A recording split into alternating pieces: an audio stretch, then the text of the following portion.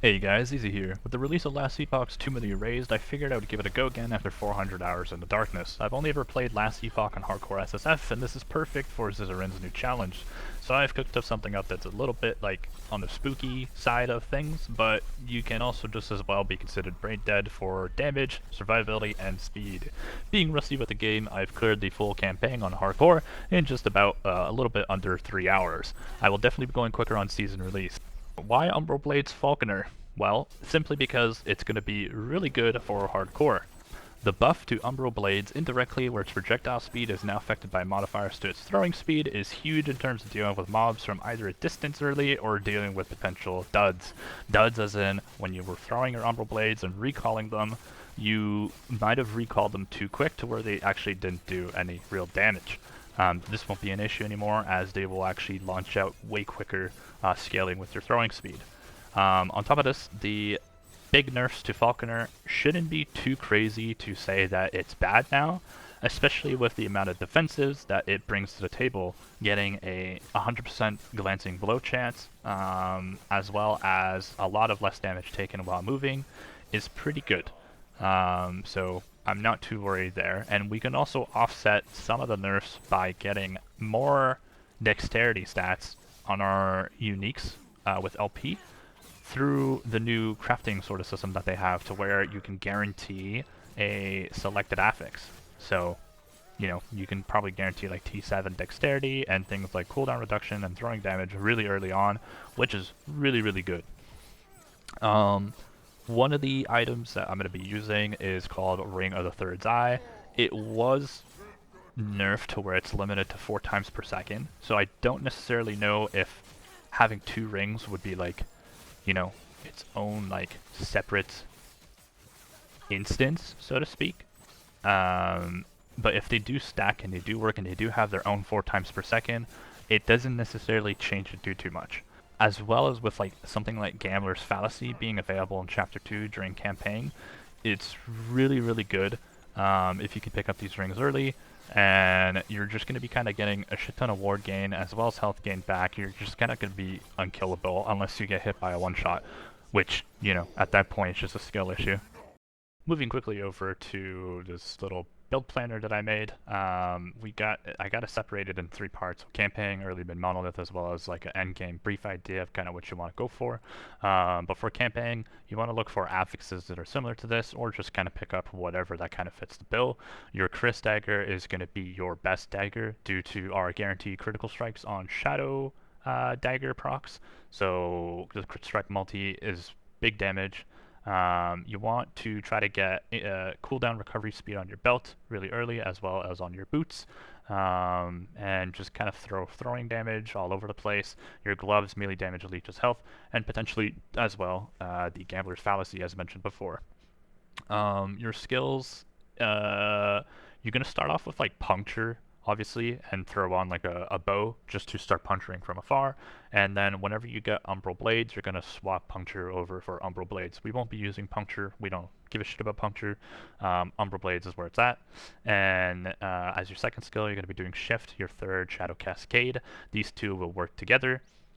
So whenever you shift, you're gonna end up Shadow Cascading, and it just kind of goes from there, right? You get the idea. You'll just be shifting around the map at one point, and your Shadow Cascade is going to kill things, as well as your shadows leaving down Umbral Blades. So the build kind of makes itself. Your Smoke Bomb is for more single target damage, as well as your Falconry is just a little bit more damage as well.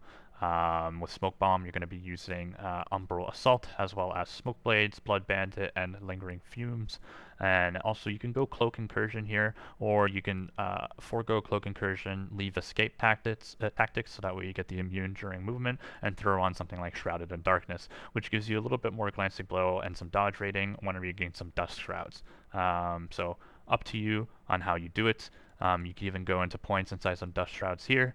But this is kind of how I'm going to be doing it for now myself. So I'm going to be going Cloaked Incursion likely, just so I could dash around quicker and get to Endgame a little bit faster as well. For early mid-game monolith, this is the gear that you're kind of want to aim for. I'm just going to go quickly over this as well, just because I don't want the video to be too long. Peak of the mountain, soul gunner's fallacy first, obviously, as well as your razor fall first, and then get everything else afterwards. These are your two big priority items. Your biggest priority is razor fall, and then your soul gambler's fallacy on top of your ring of the third eye. You can then get your traitor's tongue, as well as your Eloco's abandon. Eloco's is really easy to get through like a rune of ascendancy. Same thing with your traitor's tongues and your ring of the third eyes as well. And with the loot lizards in the game, you should be able to drop a decent amount of rune of ascendancies to where you can kind of get everything that you need. Passives, you can go over them. Campaign is a little bit different than early mid-game monolith. You will swap to early mid-game monolith whenever you can get to aerial assault here. That's when you'll be swapping over whenever you have enough points there. Otherwise, you can kind of stick in the campaign tree and kind of look into just pushing this a bit further down the line, whatever kind of fits the bill as well. So something like fencing grace, more peltast, as well as like agile hunt or handler and tactician. You can be pushing that until you can get some ideas going for the early mid-game monolith passive tree. That's all I really have for this. You might be saying my endgame is a bit crazy, but these red rings aren't too hard to get. Trust me, it's not going to be too crazy, especially if you're doing like a Covenant of Fortune, I believe, through like the prophecies and stuff. It's so brain dead easy to farm these, as well as like your null portent is like a 50% drop rate from the last boss, Aberoth. You should be able to kill it once you have this kind of gear setup. Trust me, it's crazy. I know.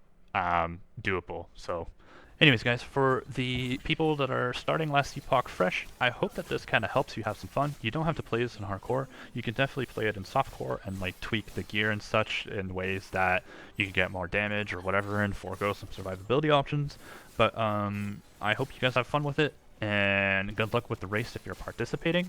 And yeah, this isn't the end of Path of Exile for me. I'm still going to be playing Path of Exile 2, but I'm probably going to be looking into playing this Last Epoch a little bit more until the race is called. And then I'll probably be releasing the Lich guide that I have, which, spoiler alert, it is using Lightning Warp.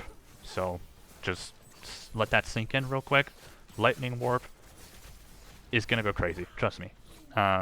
Thanks for watching, guys. If you have any questions about the build itself, please leave a comment down below.